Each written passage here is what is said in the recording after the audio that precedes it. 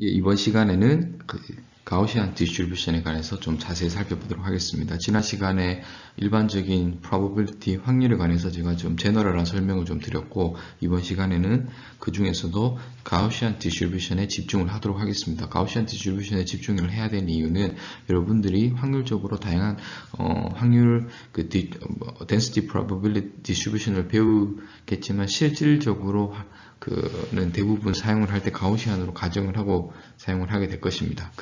왜 그런지에 대한 것은 제가 가우시안 디스트리뷰션에 대한 좀 추후 설명을 드린 후에 자연스럽게 이야기가 나올 것 같고, 제목에서 보면 일립스, 그러니까 타원이 있습니다. 왜 제가 일립스랑 가우시안 디스트리뷰션을 같은 제목에 넣었는지 한번 여러분들 제가 생각하기엔 특별한 이유가 있습니다. 이게 밀접하게 관련이 되어 있기 때문에. 그래서 일립스, 우리가 타원의 방정식을 통해서 가우시안 디스트리뷰션을 한번 이해해 보도록 하겠습니다. 먼저 제목을 보면 코디네이트라고 되는 코디네이트 트랜스포메이션을 제가 의미를 하는 것이고, 좌표계입니다. 좌표계가 여러분들 한번 엄밀하게 한번 쭉 따져보신 적이 없을 수 있는데, 이 시간을 통해서 좌표 변환에 대한 것들, 그리고 좌표 변환이 타원이랑 어떻게 연결이 되어 있고, 특히 가우시안 디스트리뷰션이 어떻게 내용이 확장되는지에 대한 포인트로 강의를 들으시면 좋겠습니다.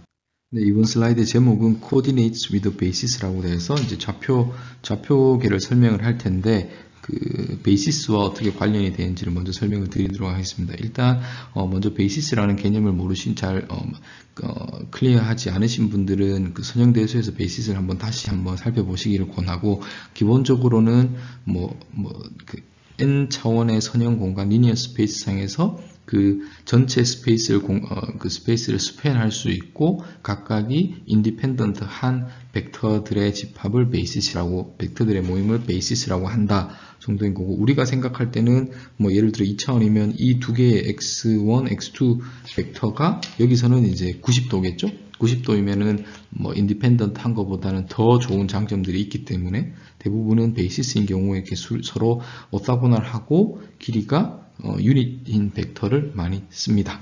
일단은 그렇게만 얘기를 하고, 여기서 이 두 가지 1번 그림과 2번 그림에서 여러분들이 주목을 하셔야 될 것은, 첫 번째 이 붉은색으로 표현된 R 벡터는 같은 벡터입니다. 제가 그렇게 그린 거고, 같은 벡터를 좌표계로 표현하기 위해서 베이시스를 x1 hat, x2 hat, hat이라는 것은 저희가 유닛 벡터를 표현하기 위해서 노테이션이라고 보시면 되겠고, 두 가지 벡터가 이렇게 예를 들어 있으면 각각의 성분들로 프로젝션을 할 테니까 그 베이시스로 했을 때 이것들이 컴포넌트가 되고 코디네이트라고 합니다. 그래서 이 경우에는 제가 표기를 이렇게 했습니다.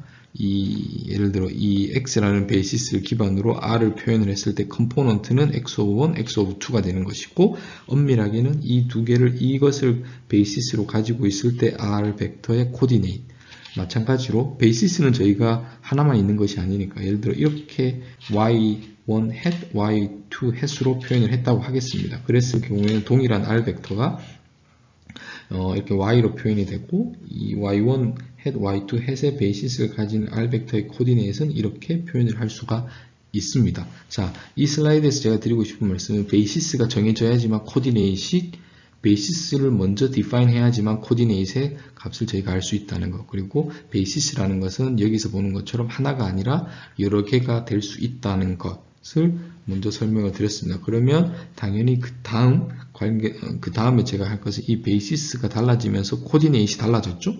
어떠한 관련성이 분명히 있겠죠. 그 관련성에 대해서 살펴보도록 하겠습니다.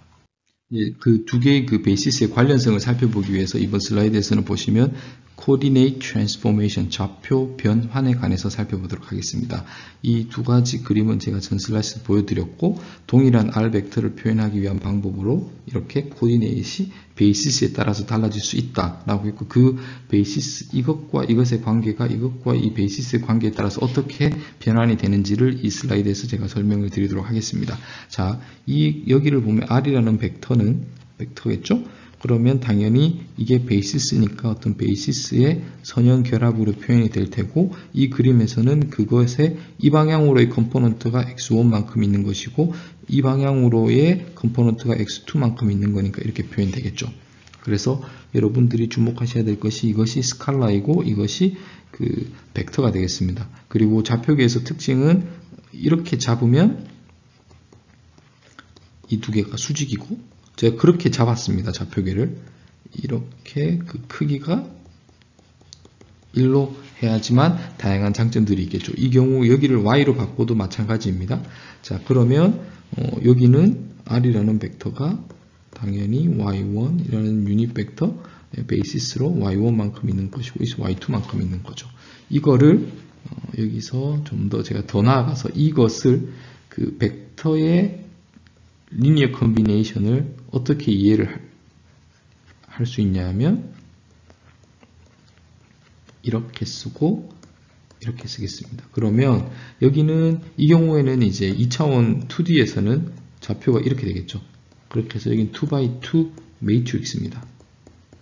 그래서 행렬 곱하기 벡터인데 행렬입니다. 행렬. 여러분들의 이것은 이 칼럼 벡터와 이 칼럼 벡터의 이 서로 다른 웨이트 또는 코에피션트로 리니어 컨비네이션 되었다는 게 제가 여러분들 강조를 드렸습니다. 자, 그러면 여기까지 왔습니다. 여기까지 왔고 여기까지는 그러면 y라는 것은 1, 0 그리고 여기는 0, 1입니다. 제가 그렇게 세팅을 했습니다. 그러면 여기서 보면 이것은 1, 0, 0, 1이니까 아이덴티티 매트릭스가 됩니다. 그러면 그냥 얘는 이렇게 되겠죠. 자, 그래서 여기까지 왔습니다. 이것은 뭐냐면 x1 핵과 x2는 이 좌표계에서의 어떤 이 점이겠죠. 그리고 이 점과 이 점일 테고. 그럼 이건 어떤 행렬이 되겠죠. 그걸 제가 u로 디파인을 했습니다. 그래서 u가 여기에 있고 i가 있고. 자, 이 관계식을 보면 벡터가 들어가서 이제 여기서는 컴포넌트겠죠. 벡터가 들어가서 u와 곱해지면, 그러니까 리니어 트랜스폼을 하면 y 좌표계에서의 컴포넌트가 나온다. 그 그림을 이렇게 표현할 수 있겠습니다.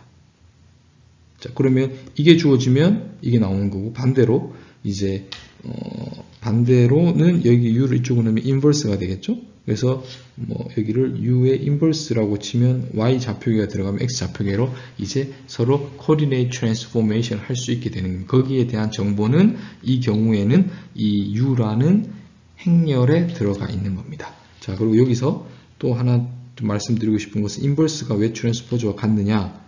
그 경우는 예를 들어서 이렇게 한번 해보겠습니다. 이게 어떤 행렬인지. 그러면 x1 트랜스포즈, x2 트랜스포즈가 들어갈 테고 x1 햇, x2 햇이 있었겠죠?